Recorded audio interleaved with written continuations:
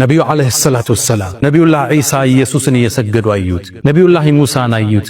ነቢያቶች ይጠብቋቸው ነበር። የኛው ነቢይ የነቢያት አይነታ ኢማሙ ነው አሰገዱ። ከዛም ሚዕራጅ የሚባለው መሰላል ተተከለ ወደ ምድር። ነቢዩም ዓለይሂ ሰላቱ ወሰላም ተአምራቱን ላይ ወደ ሰማዩ ዓለም ዘለቁ። ይሄን ዩኒቨርስ፣ ይሄን ሚልኪ ዋይ፣ ይሄን ጋላክሲ ሰንጥቀው ወደ አንደኛው ሰማይ ደረሱ። የመጀመሪያው ሰማይ በራለው ተንኳኳ። ማን? ጅብሪል አለ። ጅብሪል ካንተ ጋር ማን አለ? ሙሐመድ እንዲመጣ ተልኮበታል እንዴ? አዎ። የመጀመሪያው ሰማይ ተከፈተ። መልእክተኛው ዓለይሂ ሰላቱ ወሰላም ገቡ። የአንዱ ሰማይ ውፍረት 500 ዓመት ያሰዳል። ውፍረት ገቡ። ያን ግዙፍ ዓለም ተመለከቱ። መላእክትን ተመለከቱ። እነ በይቱል ዒዛን ተመለከቱ። ድንገት ዞር ሲሉ ግን አንድን ሰው ተመለከቱ። አባታቸው አደም ነበር። ጅብሪልን ጠየቁት፣ ማን ነው ይሄ? እሱም አባትህ አደም ነው፣ ሰላም በለው። ሰላም አሉት። እሱም አያቸውና ነቢዩ መሆኑን አወቀ ሰለላሁ ዐለይሂ ወሰለም። ቃለ መርሐበን ብብን ሷሊሕ ወነቢይ ሷሊሕ፣ ምርጡ ልጅ፣ ደጉ ልጅ፣ ደጉ ነቢይ አላቸው። ከዛም አደም ወደ ቀኝ ሲዞር ይስቃል፣ ወደ ግራ ሲዞር ያለቅሳል። ከጎኑ በርካታ ሰዎች አሉ፣ ቀይ ግራ። ጅብሪልን ጠየቀው፣ ለምን ነው የሚያለቅስ? ለምን ነው የሚስቅ? ወደ ቀኝ የሚያቸው ጀነት የሚገቡ ልጆቹ ናቸው። አላህ ከነሱ አላህ ያደርግ። ወደ ግራ ደግሞ ከሱ ልጆች ከሱ ዝርያው እሳት የሚገቡ ናቸው።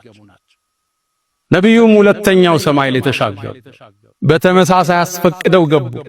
ሁለተኛው ሰማይ ላይ ነቢዩላህ ዒሳንና የሕያን ተመለከቱ። እነሱንም ሰላም አሏቸው። ሰላምታ መለሱ። ወደ ሦስተኛው ሰማይ ወጡ። ሦስተኛውን ሰማይ አስከፍተው ገቡ። ጅብሪል አብሯቸው። ሦስተኛው ሰማይ ላይ ዩሱፍን አየሁት ይላል። የነቢዩላህ ኢብራሂም የልጁ ልጅ የሆነው ከሪም ኢብኑል ከሪም ኢብኑል ከሪም ኢብኑል ከሪም። ዩሱፍንም ተመለከትኩት፣ የቁንጅና ግማሽ ተሰጥቶታል ይላል። እሱንም ሰላምታ አቀርበው ወደ አራተኛው ሰማይ ወጡ። እሱም ተከፈተ። እዛም ላይ ነቢዩላህ ኢድሪስን አገኙት። እሱም ሰላምታ አቀረበላቸው። አላህ ቁርአን ላይ እዛ እንዳለ ቀድሞ ነግረናል። ከፍ ወዳለ ቦታ ወስደነዋል ብሎ ነበር ኢድሪስ። አራተኛውን ሰማይ ጨርሰው ወደ አምስተኛው ሲወጡ የነቢዩላህ ሙሳን ወንድም ሃሩንን አገኙት። ለሱም ሰላምታ ሰጡ። ሰላምታ መለሰላቸው። እሱም ተሰናብተው ወደ ስድስተኛው ሰማይ ወጡ። ግዙፍ ዓለም ነው ማወራችሁ። እያንዳንዱ ውፍረቱ 500 ዓመት ያሰዳል። በአንዱ ሰማይና በሌላው መሃል 500 ዓመት ያሰዳል። በፈረስ ነው፣ በርግብ ፍጥነት ነው፣ በመላእካን ፍጥነት አላህ ይወቅ። ስድስተኛ ሰማይ ላይ ነቢዩላህ ሙሳን አገኝ። ሰላምታ ሰጣቸው። ሰላምታ መለሱለት። መርሐበን بالአኽ الصالح والنبي الصالح አላቸው። ከዛም እሱን ተሰናብተው ሲዞሩ ነቢዩላህ ሙሳ ድንገት አለቀሱ። ለምን ታለቅሳለህ ተባሉ። አይ ተነግሮኝ ነበር ካንተ በኋላ የሚመጣ አንድ ነቢይ ይመጣል፣ አንተ ይዘኸው ከምትገባ ሰው በላይ ጀነት ይዞ ይገባል ተብያለሁ። ሙሳ አለይሂ ሰላም የመልካም ቅናት ውስጥ ገቡ። እኔ በጣም እንለዋለን። እሳቸው ነበር ወአጅልቱ ኢለይከ ረቢ ሊተርዳ ያሉት። ከሳቸው በላይ አላህ ዘንድ የተወደደ እንዲኖር አይፈልጉ። ግን ከሳቸው በኋላ የሚመጣው ነቢይ ትውልድ አስከትሎ ቀድሞ ጀነት ይገባል። የነቢዩ ኡመት አለይሂ ሰላቱ ወሰላም አላህ ከጀነት ሰዎች አላህ ያድርገን። አንዴ ሰሃቦቹ ጋር ቁጭ ብለው የጀነት 1/4ኛው ትሆናላችሁ አሏቸው። ቃሉ ሰሃቦቹ ምን ይላል? ፈከበርና አላሁ አክበር አልነና። ከዛም 2/3ኛ ትሆናላችሁ አሉና። ቃሉ ፈከበርና ተክቢር አረግና አሉ። ከዛም ወአርጁ አን ተኩኑ ሸጥረ ሚን አህሊል ጀና፣ ከጀነት ነዋሪዎች ግማሹ ትሆናላችሁ እየጠብቃለሁ አሉ። ተክቢር አደረግን ይላሉ ሰሃቦች። አላህ ከነሱ አላህ ያድርገን። ከሳቸው ኡመት ውስጥ 70,000 ሰዎች አሉ ያለ ሒሳብ ጀነት የሚገቡ። ከቀብር ወደ ጀነት ሒሳብ የለ፣ ሚዛን የለ፣ ውቁፍ የለ። እነሱ ከገቡ በኋላ ጀነት ተዘግቶ ወደ ምርመራ የሚጀመር ከዛ በኋላ 70,000